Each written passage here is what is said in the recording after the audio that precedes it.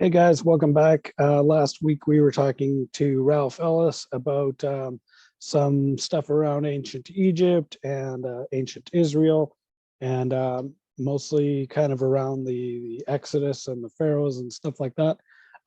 We're going to continue that same conversation, but we're jumping ahead to about 1,000 years later, to around the time of what we now call the time of Christ. So around the BC to AD transition.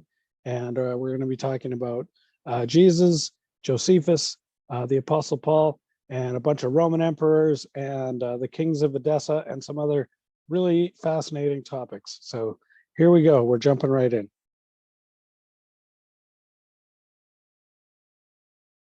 Oh, we could have a look at the New Testament, I suppose, where that came from. Sure. Um, Yeah, so I'm really fascinated by this concept of like in between the Gospels, which are focusing on Jesus as a man and what he did on earth, and then there's seems to be to me that there's a stark contrast between the stories of the Gospels and the uh, philosophy, I suppose you could say, of Paul, Saul, the Apostle Paul. And it's, to me, so the Gospels are talking about a man named Jesus who went around and healed people. Paul is suddenly talking about this, this like construct that he calls the Christ. He overlays it on top of this man Jesus, but really it's not. It's almost like that's Jesus isn't even the point. It just happens to be on that guy, but he's talking about this like cosmic, like what is he talking about? What is this Christ? Because he doesn't really explain it very well, and it really has seems to have nothing to do with what Jesus was talking about. No, it is entirely different, and obviously you've noticed that. But yeah, many people within Christianity don't. That there were two religions at the time. So we had the Church of Jesus and James, which was a Messianic Nazarene Judaism, quite fundamentalist, anti-Rome. And then we had the religion of Saul, because Saul went off teaching to the Gentiles. He became the apostle to the Gentiles, became pro-Roman, and teaching what I call simple Judaism, because he was against, he realized he could not teach Judaism to Gentiles. They just wouldn't accept it. They wouldn't accept circumcision, for starters. And so he couldn't do that. So he went to James, the brother of Jesus, and said, look, can I have a simplified form of Judaism, because they're not going to accept circumcision? And James said, yes. This is all in the Gospels. This is in Acts of the Apostles. And James said, yeah, sure you can. You can teach this new religion, which has, what does it say? Don't eat animals sacrificed to idols, don't drink blood, don't eat strangled animals, and don't commit fornication. And by fornication, they meant incest and things of that nature. And that was the 4 rules of simple Judaism. So the whole of, Deuteronomy and Leviticus had just gone out of the window, all of Mosaic law. And so Saul went off teaching to the Gentiles with this new form of simple Judaism. And so these two religions were entirely different, and they became enemies of each other, because Saul's church became more successful than the Church of Jesus and James, because they could only teach to Jews, whereas Saul could teach to anyone, any Gentile in the whole of the Roman Empire. Yeah. Okay. I get that. I guess I agree with what you're saying about Paul. I guess I'm not so convinced about the Jesus side of it, because really, even though Jesus did say, not one jot or tittle shall pass away of the law, he didn't really seem to give 2 shits about the law in terms of like telling people what to do. He lived by it, certainly. He saw the law as something that and this is what the law is intended, in my opinion, and that goes for any law or any set of morality or ethics that you choose. It's for you. So I can choose it for me. I can choose to live under the law or whatever law I choose, but I never have the right to impose that law on anyone else. And that's, to me, what I see Jesus doing, is that he's placed himself under whatever set of laws. He seems to go by a fairly traditional Jewish law, with exceptions, because he talks about the Sabbath and certain other topics in somewhat radical ways that really offended the church leaders at his time, the Pharisees and whatnot. But when it comes to Jesus, like sort of teaching, I suppose, which he did very little of, really, but he did do it occasionally. And when you get these glimpses into what he's trying to communicate to people in terms of how they ought to live, it's even more stripped down than Paul's.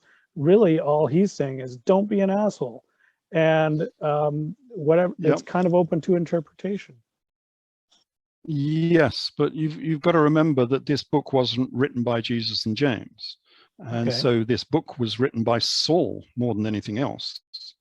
And so he became the chief. I know. I think his fingers were all over the Gospels, because the Gospel of Luke and actually the Apostles, a lot of that information comes out of Josephus Flavius. This is the reason why they say there's a 40-year gap between the events of the Gospel story in the AD 20s and 30s, but it wasn't written down until the AD 70s. Okay. And they won't tell you why that. They say, oh, there was just a period of oral transmission. They couldn't write. They were illiterate, honest. Yeah. Nothing to do with that. Saul himself shows that they were highly literate, as was Josephus Flavius, highly literate. Of course, they could write it down immediately. The reason why they could not write it down in the AD 30s is because those events hadn't happened yet. All of those events happened in the AD 60s. And so when they were writing these Gospels, they were writing immediately after the events that they told. But those events happened in the AD 60s, not the AD 30s. So A, there's a dislocation in the chronology, for starters, and I can prove that. But B, this story was written by the Saul / Josephus character, and therefore he had editorial control over what it was saying. And what he wanted and what Rome demanded was a Rome-friendly form of Judaism. And so he adapted the story to make it Rome-friendly. That's why this Jesus character turns the other cheek. He renders unto Caesar what belongs to Caesar. He says, or at least Saul does, honor and obey your masters, your Roman masters, because they are appointed by God. Well, this is just superb stuff, isn't it? It's just made for Rome. But it's not the original story. It's been Romanized because the original story was unpalatable to Vespasian, who won the Jewish revolt and became the next emperor. And so we have to go back into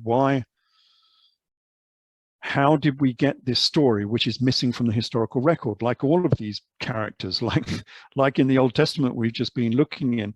All of these characters are missing from the historical record somehow. The most famous characters of the last 2,000 years, Jesus, James, and Saul, all missing from the historical record. We don't know who they are. How did that happen? Well, it's because they made this deliberate adjustment. They revised the chronology. We have pretty good records from 2,000 years ago, like a lot of records. Which is why they can't find Jesus, because we have these good records and he's not there in those good records. And so how do we get this situation where a king has gone missing from the historical record? How can we have a king who was honored as a king, who was famous enough to be famous and be written about, that goes missing from the historical record? Right. Well, there is such a king. That also happened to Akhenaten, though. Yeah, he was Almost. deleted from, yeah, Yeah. but it was done deliberately. And it was Yeah. done deliberately to the Jesus character as well. He was Right. deliberately erased from the history. And we know this is so because we're going to start talking about Edessa. And if you go through the works of Josephus, and now we have those wonderful computer based books, so you can type in, you know, various search terms, and you can type in Edessa, you can type in the king of Edessa, who is called Abgarus or Abgar. You can type in Manu, who was the next king, and it'll just say nothing found. And yet these were the most influential kings of this era in this particular area, in this region. And yet they have been deleted from the works of Josephus. Oh, How did that happen? Okay, It's so first of because all, where is Edessa? Edessa is just north of Aleppo in northern Syria. So it's in modern Anatolia. They call it Sanliurfa. Okay. But it was just, I don't know, 100 kilometers north of Aleppo. So it's in That's actually Mesopotamia. pretty actually close to Göbekli Tepe. Oh, it's right next door. Hmm. It's like 10 kilometers away. Interesting. It is the city next door. Okay. And I didn't know that the first time I went there because I was going to look at Edessa. And the hotel manager who was trying to act as my guide, because he was doing nothing, he said, "Do you want to visit Göbekli?" And I said, "Well, yeah, but how far away is that?" And he said, "Well, it's just over there." Amazing. Okay, let's go and do that. So yes, it's at Göbekli Tepe. That is Edessa, and it was a new city-state that was set up in the 1st century. Okay. So how do we get this new city-state in the 1st century, and how do we get it being covered up by Rome? Because Rome doesn't want you to know anything about it. Well, it was covered up by Rome because they led the Jewish revolt against Rome in AD 66. So they upset the Romans. That's why they got deleted from history for attacking Rome. And so how did they get there in the first place? Well, we have this complex story. I think we have enough time to go through this. We have a complex story which weaves the gospel story back into history because, of course, at present, it's totally divorced from history. You can take virtually anything from the gospel story and not really find its equivalent within history, which is odd for the most famous book in the world, and you can't place anything. And it just divorces the whole of, you know, the gospel story from what was going on at the time. The Romans are just sort of there in the background somewhere doing nothing, you know. Hold on a minute, they owned the place. Yeah. They were having a tax dispute. Who were they having a tax dispute with? It was Rome. And so we've got to put Rome back center stage into this story again. And how do we do that? Well, there was a missing king, as I say, the Edessan kings. How did we get there?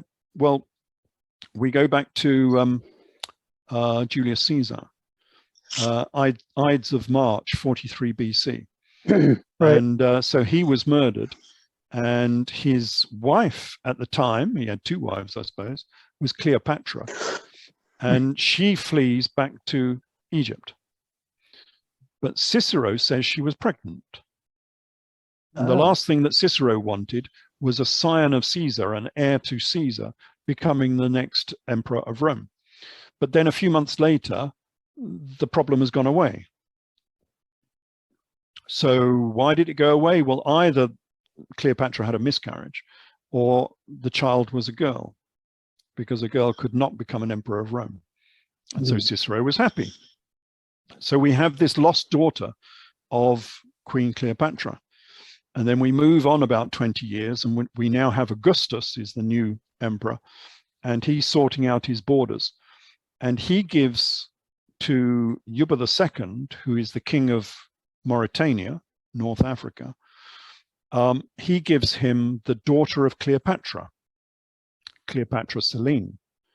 So this minor minnow of North Africa gets a queen and a goddess, you know, an incarnation of Isis as his bride. You know, he did very well from this. And he set up quite a successful and wealthy kingdom in North Africa. They got an enormous great tomb there out in modern I was going to say Jordan, but it's not. It's the next one along. Anyway, just down the road, just to the west of Jordan. Sorry, Jordan. Do I mean Jordan? No, I'm getting all the names wrong. Anyway, it's in North Africa. It's Gaddafi's old place. Anyway, so Augustus has to sort out his eastern borders as well. And there the king is called Phraates IV. And so he gives Phraates IV a concubine, a prostitute. Mm-hmm. And you're thinking, no, this isn't going to work. You know, Rome had already lost 3 or 4 legions to the Parthians. They were the feared enemy. Rome could never defeat them. And yet Augustus gives him a prostitute. That's not going to work. But Phraates IV was so enamored with his new courtesan that he made her his chief wife and the queen of all Parthia. Huh. It's quite clear from the records we have that she was the lost daughter of Queen Cleopatra. And that's why she was such a prize for the king of Parthia. Okay, and so wait, is this the same woman who was in North Africa? No, that was a daughter from Mark Antony. So Cleopatra had a daughter and a son from Mark Antony, and they were called Selene and Helios, the sun and the moon, no less. Oh. But she had a son with Caesar, who was called Caesarion, and we don't know what happened to him. He disappeared. But there was another lost daughter as well. So she had at least 4 children. Okay. And this lost daughter is the one that went over to Parthia, Persia. And her name is Queen Thea Musa Aurania. And she's been deleted largely from history. Nobody knows about her. And Josephus tells us this ribald story about the history of Thea Musa. And everyone thought it was just a fantasy of Josephus until they started finding all of her coins across Parthia.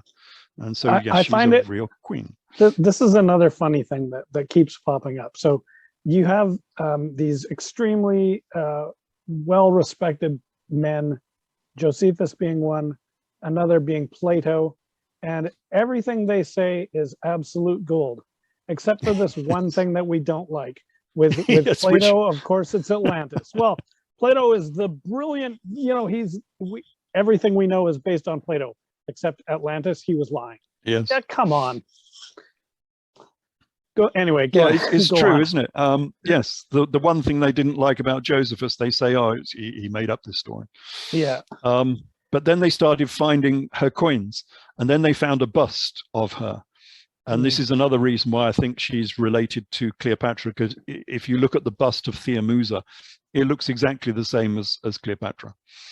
So she became the queen of Parthia, but then she upset the aristocracy because she killed her husband. She was rumored to have poisoned her husband, the king. And she set herself up as the queen of Parthia. This was in 2 BC.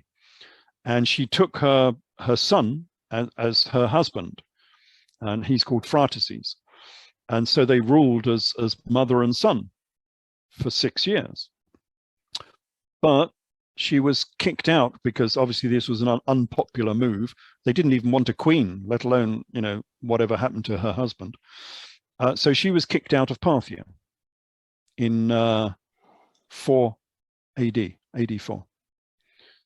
And so now we have the biblical nativity story.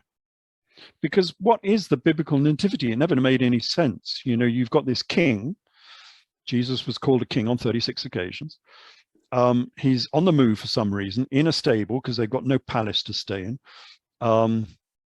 And something to do with the Eastern Star, the star prophecy. We'll talk about that in a minute. And he was visited by the Persian Magi, the 3 kings. Why on earth would the Persian... Or the UFOs.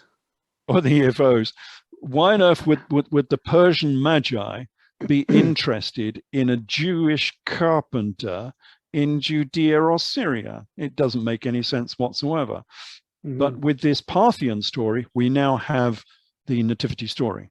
We have a royal family who has been lost from history, on the move because they've just been kicked out of Parthia, with 200, they didn't come out on their own. They came out with 200 aristocrats and 600 cavalry. So, you know, they had a few retainers.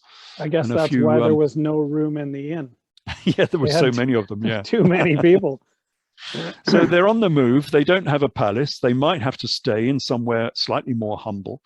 And of course, if there was a birth at this time, of course, the Persian Magi would come to see this birth, because whoever was being born was a potential king of Parthia. So of course they would arrive and have a look and bring gold, frankincense, and myrrh.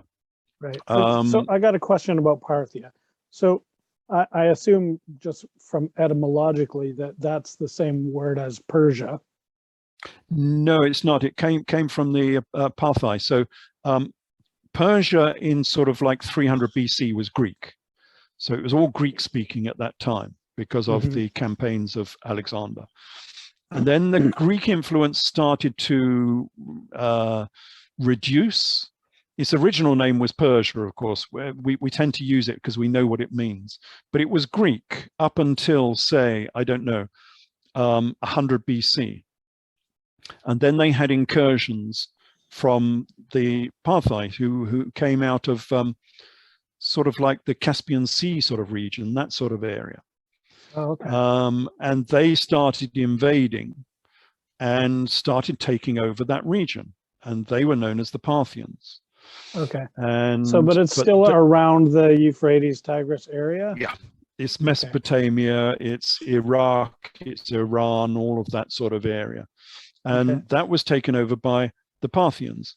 And so I tend to call it Persia, but in truth, it was then at that time, all of the monarchs were Parthian monarchs.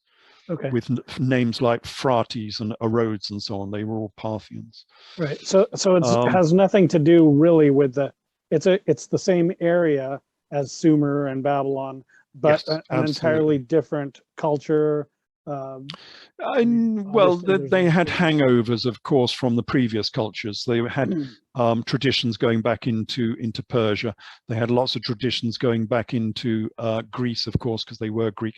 They were still speaking Greek up to 50 BC. They were mostly speaking Greek, but then the language changed, and it didn't turn into a Parthian. That language was not appreciated. Apparently, it wasn't very sophisticated. So they spoke Aramaic instead. Oh, okay. So the language of that region became Aramaic, Hebrew. Okay. Which is, like a Sumerian Hebrew, isn't it? Yeah. Yeah. And then, so now, so get back to the Magi. So where are these guys coming from, and what do you know about them? Well, they would have come out of Babylon, basically, what we sort of know as Babylon, but of course it wasn't called Babylon at that time. So they're coming out of Iraq. So they're Parthian then? Yeah, they're Parthians, but of course, being the priesthood, they would have allegiances back to, the previous religions of Greece and Persia. Okay, but I guess what you're getting at is that this royal family who has fled Parthia still had enough ties or respect, at least within the priesthood of back home, so that these priests felt it important to come pay respects at this birth. Absolutely, because these people were the sons of gods, so you had to honor the gods even if they'd been thrown out of the country. Right. And we have a different tale from Josephus Flavius. So Josephus Flavius gives us this story, but he also gives us a very, very similar, and I say connected story about the Babylonian Jews being thrown out of Babylon and being resettled in Syria and modern Jordan on the eastern borders of the Near East, of the Levant. Is that the same? Is that the same narrative as we read about in the book of Hezekiah no, that's a slightly different era, but yes, it's linked. I do write about that, but yes, the The Jews have been exiled into Babylon by Nebuchadnezzar. That was 600 odd BC, and they've been there and been very successful for many, many centuries. And for whatever reason, some of these Babylonian Jews were thrown out. This was the beginning of the 1st century again. And I think this concept and description of the Babylonian Jews being thrown out is the same story as Queen Thea-Musa Orania being thrown out of Parthia. It's the same story because her daughter became a Jew. They were Jews. They were Nazarene Jews. So the story links up, and these Babylonian Jews were given lands on the eastern borders of Rome in order to separate Rome from Parthia, to stop more border disputes. They became the sort of Ukraine of the 1st century, sandwiched between two major empires. They're stuck in a DMZ. Yeah, absolutely. Very much so. And they played that, well, after the Jewish revolt, which went badly wrong, they played that for like 250 years quite successfully, playing the one empire off against the other and always being the meat in this empire sandwich. And were they supposed to be like, did they have a peace-loving kind of an attitude or not? No, they were fully armed. They came out of Parthia with, as I say, 600 cavalry, the feared archers, the mounted archers of Parthia. So they were fully armed and they could defend themselves. But the idea was that they would be a buffer state, so that Rome didn't actually physically have to square up against Parthia. And they played that role quite well for many years. But here we have, in this story, an unknown monarchy who suddenly appeared in Judeo-Syria in AD 4, who were visited by the Persian Magi. It's the same story as the Nativity story. And so we get these links between the Edessan story and the biblical story, where it all starts to match up. And so we find lots of similarities, like, for instance, in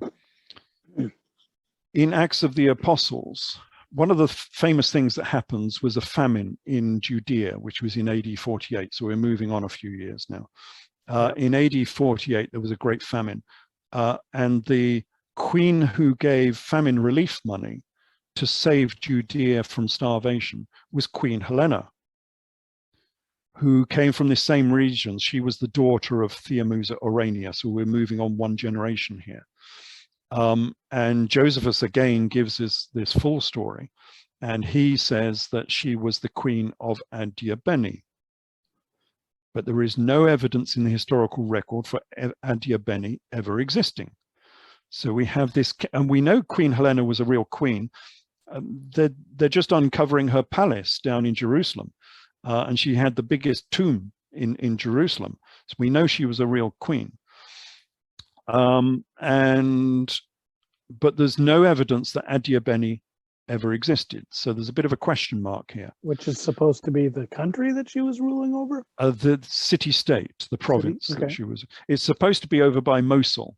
They call it Arbela. It's supposed to be that region again. So we're going across the Tigris now, deep into Iraq. And they were supposed to be Jews, of course, because Queen Helena was a Jew.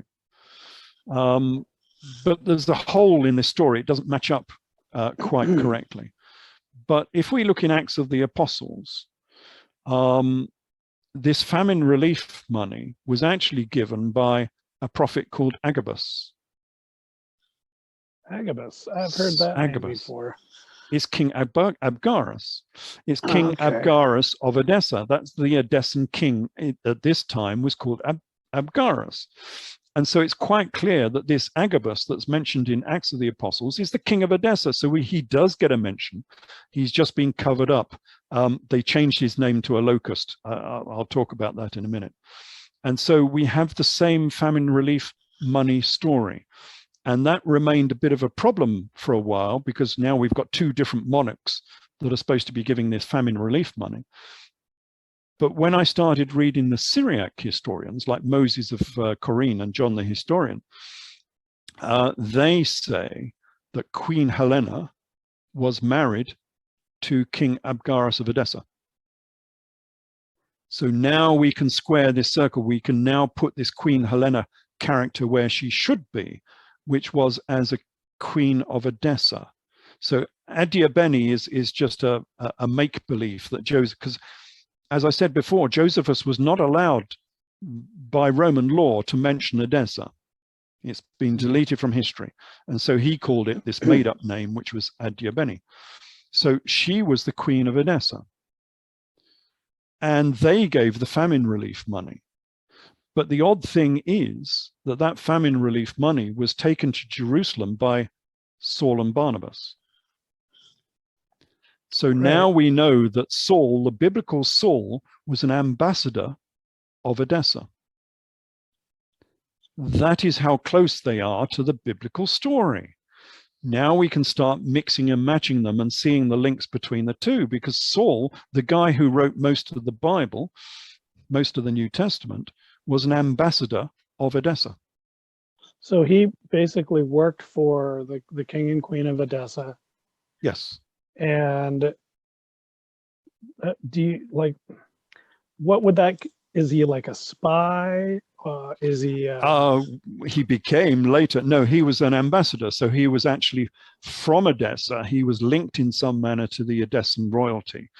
And we've got a good idea that that was so because, of course, Saul is known as a tent maker. But Saul, when he was in prison, because he was imprisoned by the Jerusalem authorities for about 6 years or so, when he was in prison, he was visited by all of the governors of Judea came to visit him in prison, and the king and queen of Judea, Agrippa II and Berenike.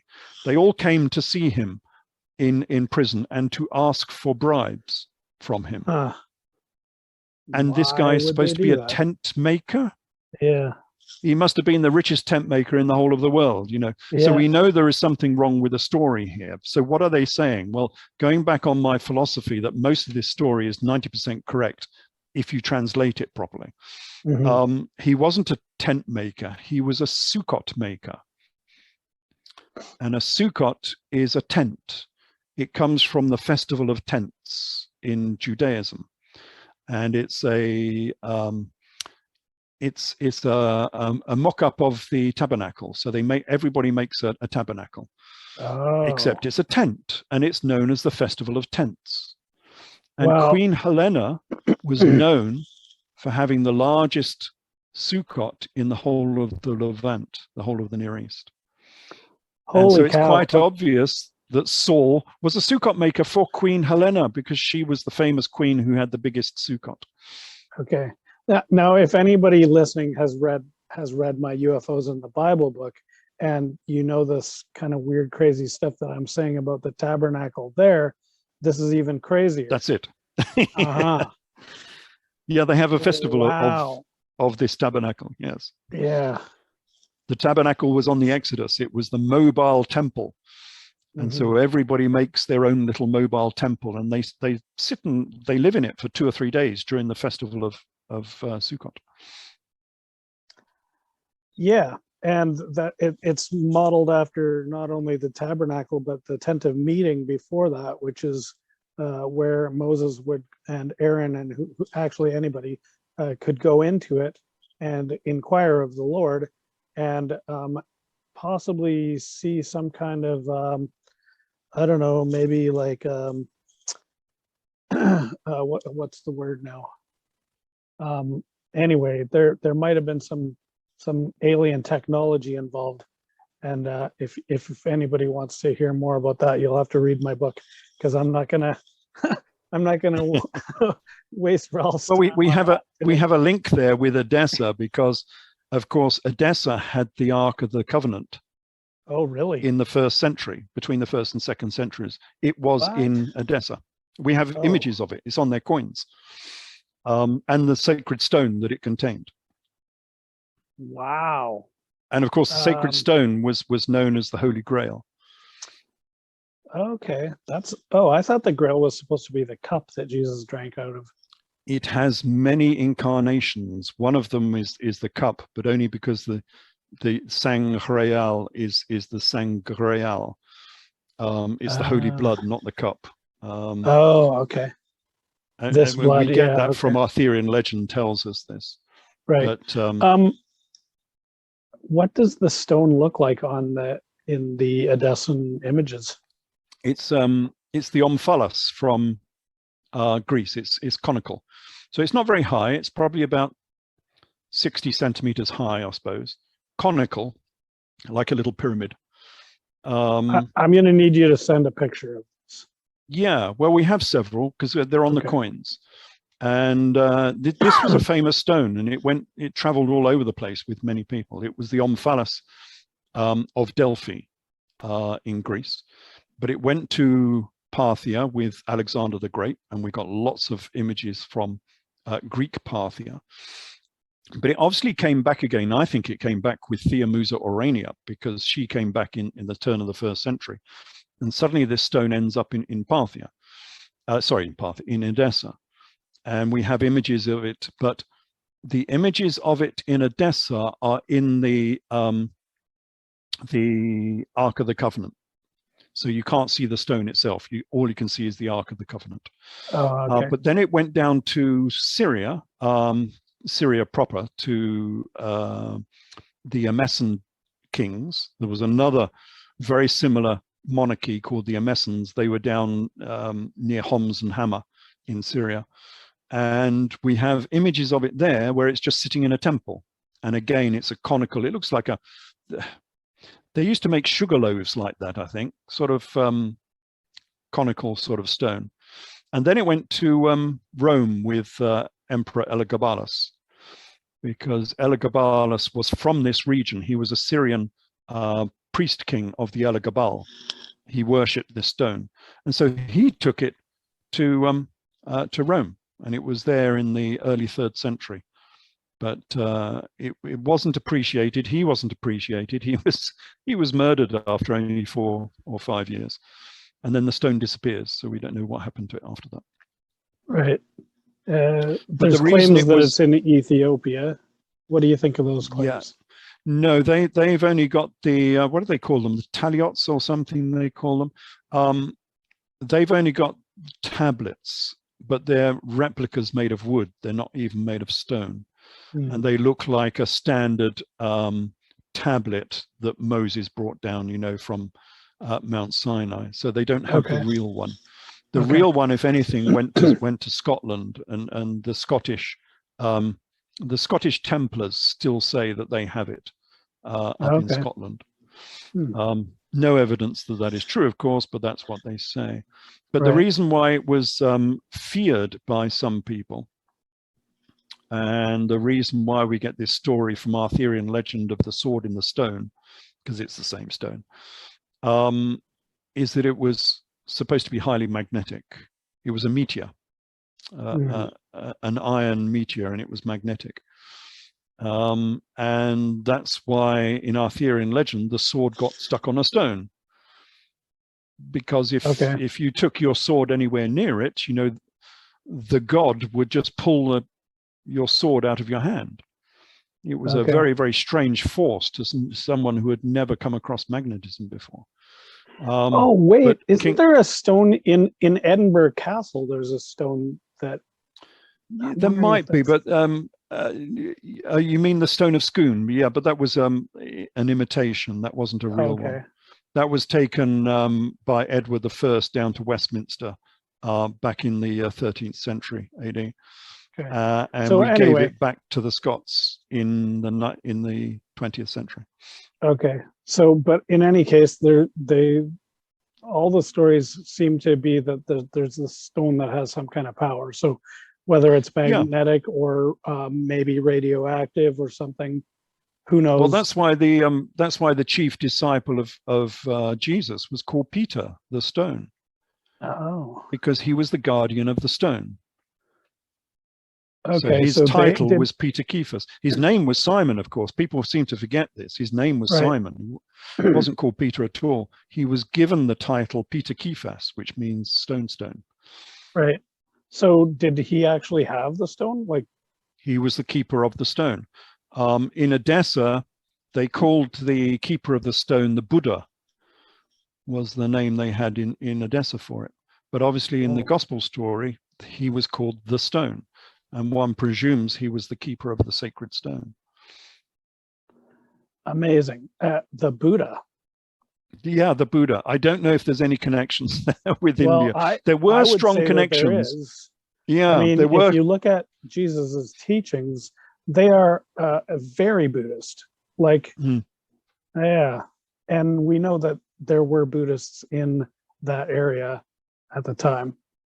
Well, we also have the story of Jesus's brother going over to India. So that's another separate story. I don't talk much about that, but some people have written lots about that, going up to Kashmir and all the rest of it. Right, or Jesus himself, possibly. Some people say Jesus, but in the Doctrine of Addai and some of the other apocryphal gospels I've looked at, it tends to say his twin brother, because his brother was Judas Thomas Didymus, and Thomas Didymus means the twin. Oh, so Jesus had a twin brother. Judas was his twin brother. Oh, wow. But that's not the same Judas that betrayed him, is it? Yeah, it is. Yeah, that's the very same. They tried to blame it on Judas, but if you read Arthurian legend says that Judas was innocent, and the guy who turned Jesus into the Romans was Joseph of Arimathea. Oh, wow. Which is highly, how they got away with saying that, I don't know, because that's highly heretical. But anyway, that's what it says. And, you know, this is a part of this 40-year chronological chasm we were talking about, where the actual events of the gospel story were in the AD 60s, not in the AD 20s, because Arthurian legend says exactly the same. And people might be wondering why I wrote this, you know, book on Arthurian legend and linked it up with the gospel story. Well, the big hero of Arthurian legend is Joseph of Arimathea.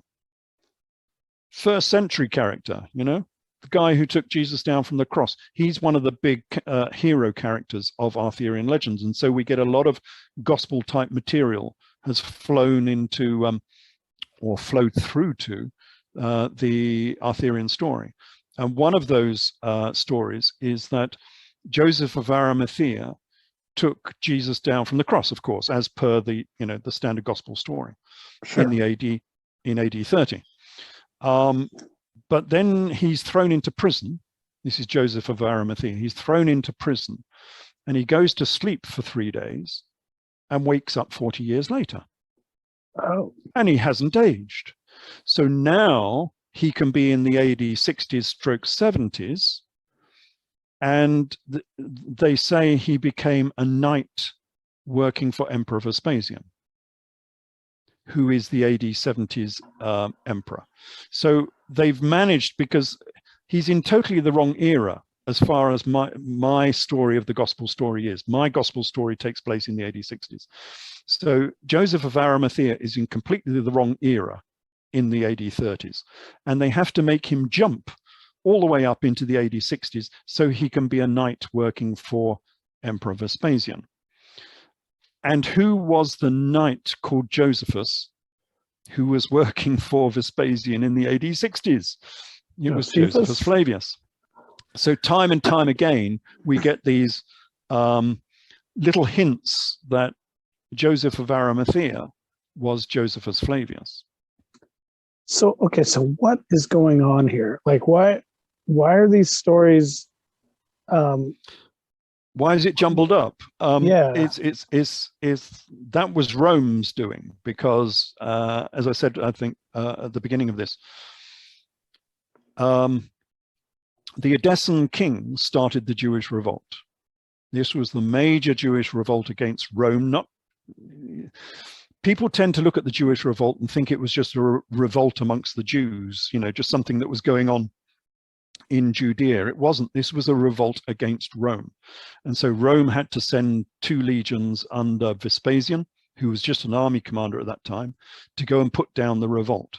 And this revolt was led, Josephus Flavius tells us so, it was led by the kings of Adiabeni Edessa.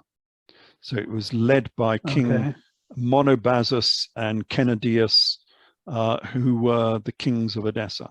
So this was a major uprising, a major anti-imperial uprising. Yes. That happened to be centered in Edessa and possibly Jerusalem. This is what resulted in the sacking of Jerusalem, correct? Yes, that's correct. Okay. And so it was led AD by 79. It was led by the biblical Jesus. It started in AD 66 and it went on until AD 70. It finished in AD 70. And the leader of the revolt was the biblical Jesus, who was one of the kings of Edessa. And this is why the biblical Jesus was eventually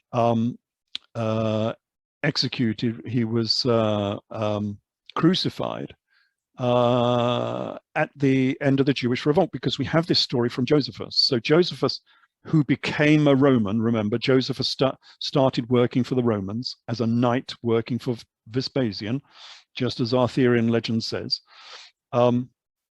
He was coming back from Tekoa at the end of the Jewish revolt, and he saw the three leaders of the Jewish revolt being crucified. And he thought this was a stupid idea. A, they were his former compatriots before he changed sides. And B, there's no point having a hostage if he's just been executed. You know, it's nice to have a hostage that's still alive. So he went to the governor and he asked for these people to be taken down early. They were, he personally took them down early. He gave them medical attention. Two of them died and one of them survived. This is the Jesus Passion story. This is the crucifixion of Jesus. Three people on a cross, two of them die, one survived, and the guy who takes him down early from the cross was Josephus Arimatheus. Right. And remember that Josephus, his real name is Josephus ben Matthias. Okay. Because his father was called Matthias. So he's Josephus ben Matthias. He has the same name. Son of Matthew. Yeah, son of Matthew. Vespasian. Okay, so this guy is he a military guy? He's a historian, yes, he was the army commander in command of Galilee. So initially, as Josephus Flavius, he was an army commander in command of Galilee for the Jewish rebels. But then he changed sides and became a Roman commander. So he was working both sides. So that's why they don't like him.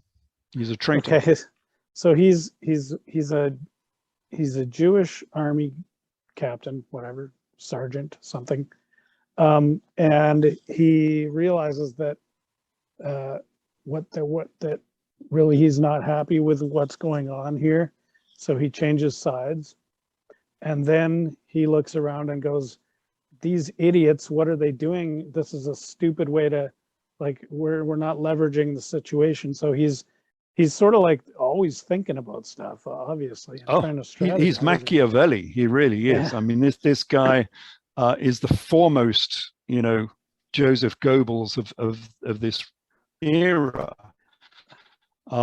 He is a slippery, slimy character. He's the worst character you could ever imagine. There was only one person that was ever important to Josephus Flavius, and that was Josephus Flavius. But he was very canny as well. The reason I think that he changed to Rome is because he had been sent to Rome in about AD 62 as a prisoner. So he was sent to Rome to go and see Nero. Both Saul and Josephus were sent on the same ship to go and see Nero in Rome. And this ship was shipwrecked on Malta, and they had to swim for their lives. And eventually they were taken to go and see Emperor Nero. And I think at that point, he was turned. I mean, he was turned by the grandeur of Rome. I mean, for a person from the provinces to go to Rome and see the vast constructions and buildings and luxury of Rome must have been awe-inspiring. But B, I think he was given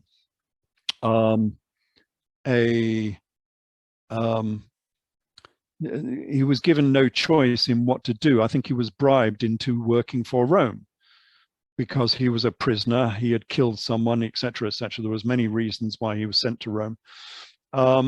And so they turned him into a Roman spy.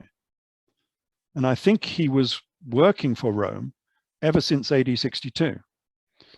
And he was already doing a lot of pretty good marketing, because in the book of Acts, we hear about how after he survived this shipwreck that you just spoke of, he not only did he heal every single person on Malta who was sick, but he also converted multitudes to whatever his new thing was, his simple Judaism. Yes. Yeah. Yes, which he had tells already you become either, he's either very powerful or very convincing or very immodest, I suppose. Well, he was very erudite, that's for sure. He was a prince of Edessa, or at least one of the other monarchs in this region. So he was highborn, he was wealthy. That's why, because readers, viewers might have noticed we're sort of beginning to conflate Saul and Josephus here as if they are one person, and there's good reason for that. You know, this is why kings came to see him in jail and asked for bribes, because he was important, he was aristocratic, he was highly educated, and you can see that from his writings. He was duplicitous in the extreme. If you take him as Josephus Flavius, when he got stuck in Jotapata, they got stuck in a dungeon, as it were, with the Romans all around them, having to surrender to the Romans. He persuaded everyone to commit suicide. And so they all did. There was like 35 of them, and they all committed suicide. And he decided who was the next one to commit suicide. What? So he survived, because he was the one that was choosing who was going to commit suicide. And then at the end of it, he's laughing at them. He's laughing and saying, well, you know, I deceived them all. Well, yes. Wow. That's the sort of character that the Saul Joseph character is. You know, this is why everybody hates him. Where are you reading that story? Oh, that comes from Josephus Flavius in his Jewish Wars, in the siege of Jotapata, because he was the army commander in charge of the Judean forces fighting the Romans at Jotapata. But of course, after Jotapata, he comes out from this dungeon eventually and surrenders to Vespasian. But when he comes out of this dungeon, Vespasian is upset, sort of, that it took him so long to come over to him, as if they already know each other, that they've already had an agreement that he would surrender and become a Roman.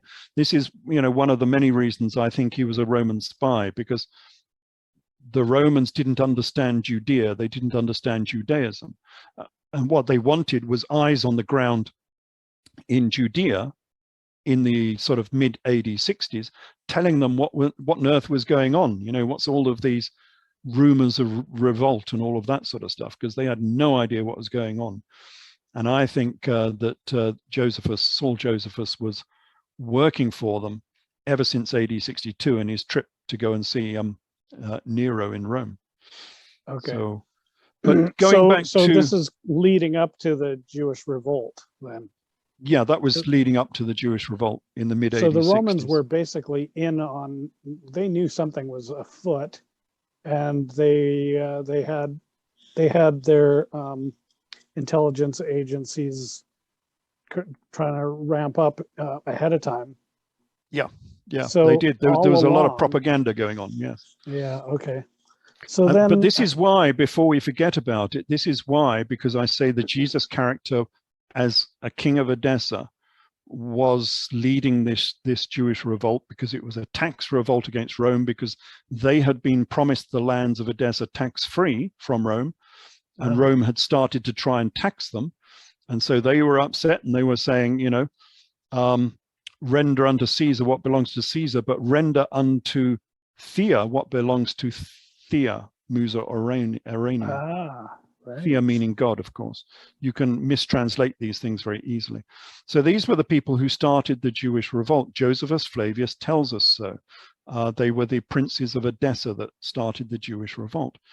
But at the end of the Jewish revolt, they were crucified, as we've just said. The three leaders of the Jewish revolt were crucified, and we have this story from the Gospels as well. And of course, Jesus was crucified while wearing a purple cloak and a crown of thorns. Why do we get these specific items within the Gospel story? Well, the traditional crown of the Edessan kings was a crown of thorns. Really? That's what they always wore. And it doesn't look like a circle of brambles as they try and make out, trying to make out these some sort of rustic nobody. It was a proper mitre. It looks like a sort of pope's, high mitre, but covered in thorns. It was a crown of thorns. Something like out of Game of Thrones. Yeah, I've not seen that. People have said that. Yeah. I've not seen that particular one.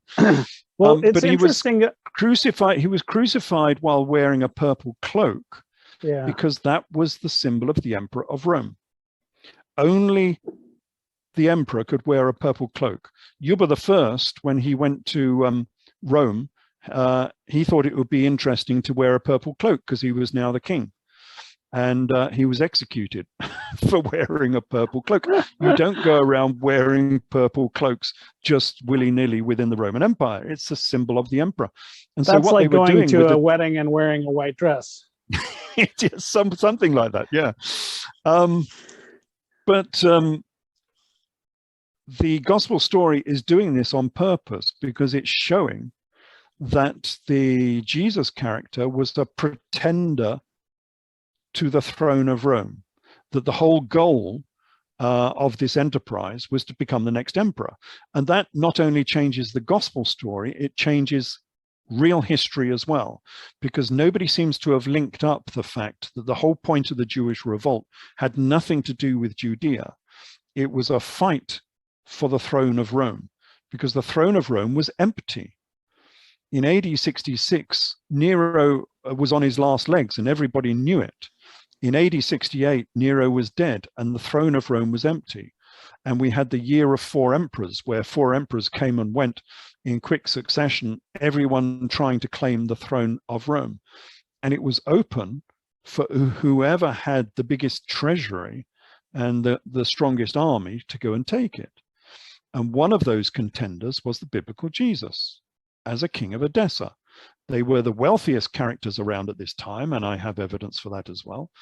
And they had a large army.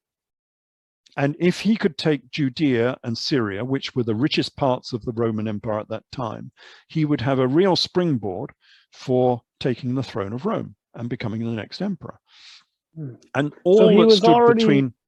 He was already legitimately the ruler of Edessa, and yes. Edessa is basically just north of this new area. So he's trying to swoop south, take over the whole Eastern Mediterranean seaboard. Yes. And then from there, that would give him almost a quarter of the Roman Empire, and he could easily make a bid. Which is exactly what Vespasian did, because remember that Rome sent out an army commander to put down this revolt, which was commanded by Vespasian. And it was Vespasian who won this battle and became the next emperor. So in essence, this battle that we had in the Near East at that time was a battle for the next emperor of Rome between the King Esa's character, the king of Edessa, and the Vespasian character, who was just an army commander.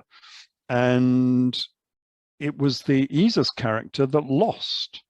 If he had won that battle, he could have sailed to Rome as the next emperor. But he lost that battle with Vespasian, and it was Vespasian who sailed to Rome to become the next emperor. So Vespasian wins and heads west to Rome. Meanwhile, Esa loses and heads east to India. No, he was captured and taken to Rome in chains. Okay. This is another reason why I say it was his twin brother that went to India, not himself. But it's interesting that the name Esa goes with him. Like in India, that's what they call him. Yes, they do in Arabia as well. He's known as Issa. Mm-hmm. This is why I don't think the name came from Joshua. I think that's that's a Jewish translation because they were determined to find this guy within Judea. Oh yeah, But he wasn't. He came from Parthia. He came from Persia, and he had an Egyptian stroke Parthian name because Okay. remember his heritage was out of Egypt through Cleopatra. So Right. he was perfectly placed to take over the whole of the known world. This is why he was trying to angle for the throne of Rome, because he was descended from Rome, from Greece, from Egypt, from Parthia, and he could have sort of he could have ruled the whole of the known world if he could find a throne to sit upon. All they had at that time was the tiny little principality of Edessa, which is literally, it's about, I don't know, 70 kilometers by about 150 kilometers. It's very small. But if he could sit on the throne of Rome, he could become the king of the whole world. And that was the goal, but it just didn't work out. Please visit our sponsor, neandertees.com, fashion for the discriminating Neanderthal.